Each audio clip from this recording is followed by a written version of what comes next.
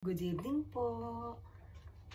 Nandito naman po si Marigold ng 915. Maraming pong salamat sa aking mga viewers at sa aking mga subscriber. Ngayon po ako po ay magluluto ng daikong no hapa toshirasu no furikake.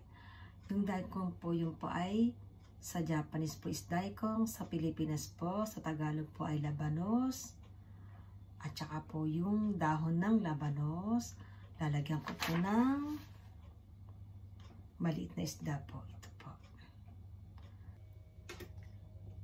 Hiwain ko na po yung ating dahon ng labanos. Hinugasan ko na po ito. Kasi po pinatulo ko po siya. Hiwain ko po ng maliliit po. Ayan po natin yung dulo.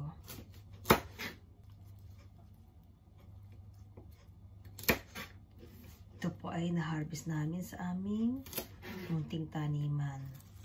Ito po. Niwa ko po yung mga dulo muna. Ngayon po, hiwain ko po siya ng maliliit po.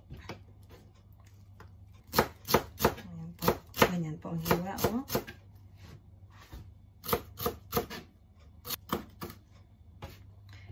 Ito po, nahiwa ko na po.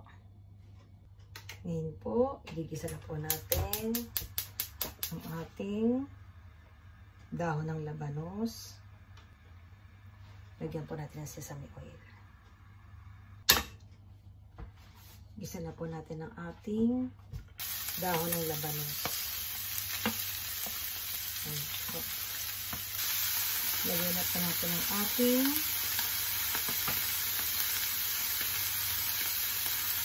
asukal po. Sugar po. Ayan.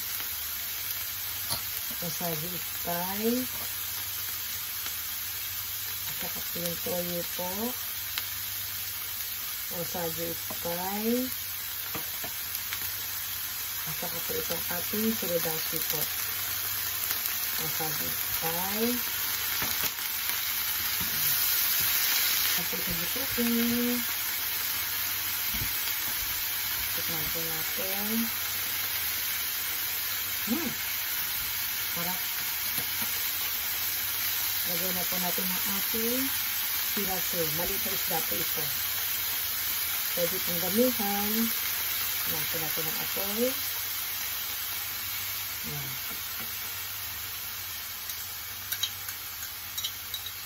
Calcium po ito, siraso.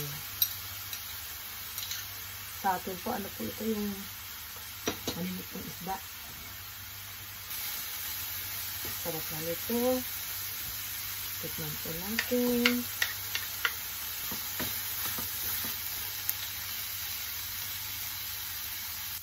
Lagyan na po natin ang ating sesame seed po. Ayan.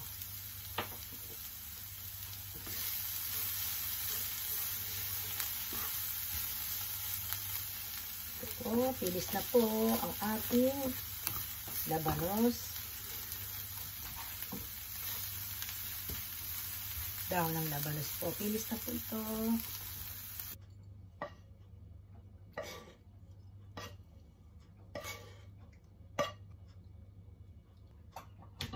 Ito na po yung aking daikong na furikake. Bye-bye po. Thanks for watching.